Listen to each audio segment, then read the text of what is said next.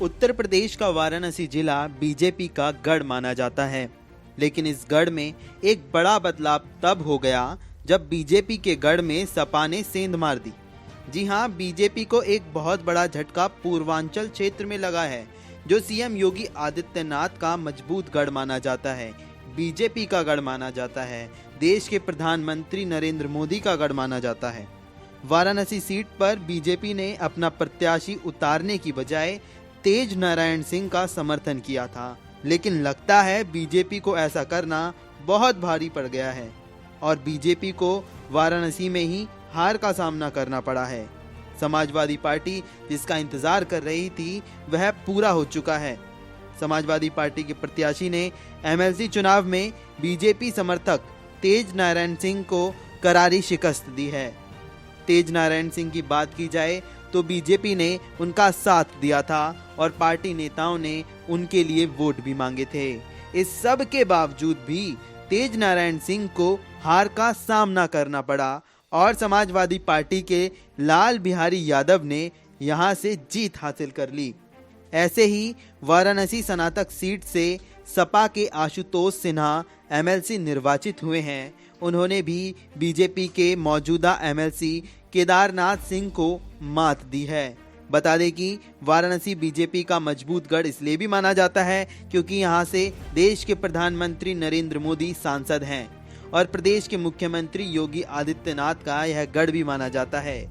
बावजूद इसके बीजेपी को एमएलसी चुनाव में हार का सामना करना पड़ा है।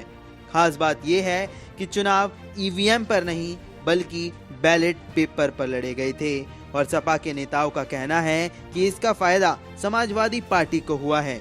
बता दें कि उत्तर प्रदेश की विधानसभा परिषद की कुल 11 सीटों में से 6 शिक्षक और 5 स्नातक कोटों की सीट पर चुनाव हुए थे। शिक्षक और स्नातक की सीटों पर अभी तक शिक्षक संघ के नेता ओम प्रकाश शर्मा गुट का एक छत्र राज कायम था, लेकिन बीजेपी की सदी रणनीति और संगठनात्मक सक्रियता के चलते शर्मा गुट के सूरमा ढेर हो गए। इसके बावजूद मुख्यमंत्री योगी आदित्यनाथ के गढ़ गोरखपुर इलाके की शिक्षक सीट पर शर्मा गुट को जीत मिली है और वाराणसी में सपा ने जीत का परचम फहराया है।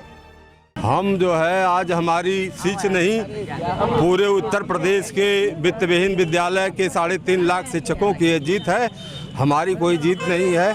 और माननीय राष्ट्रीय अध्यक्ष जी को मैं इसके लिए धन्यवाद देता हूं कि उन्होंने जो है हमारे जैसे कार्यकर्ता को जो है चुना।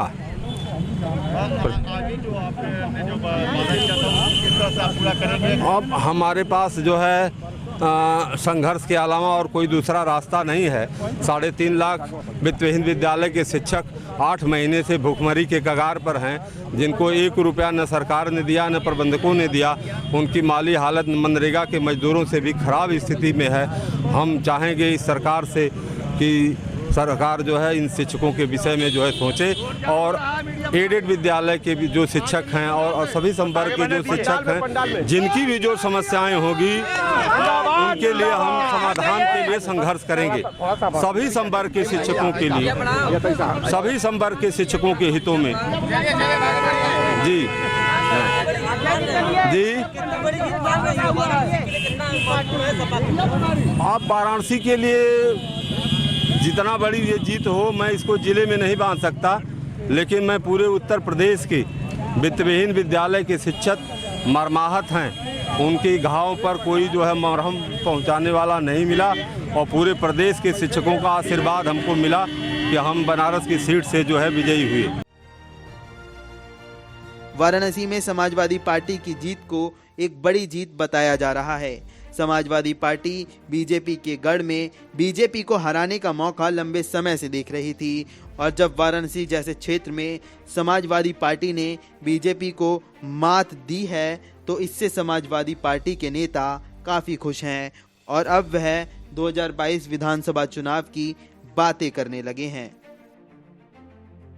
हालांकि पिछले दिनों हुए उपचुनाव में बीजेपी ने शानदार जीत हासिल की थी, लेकिन समाजवादी पार्टी के नेताओं ने उस जीत पर ईवीएम मशीन घोटाले की बात की है।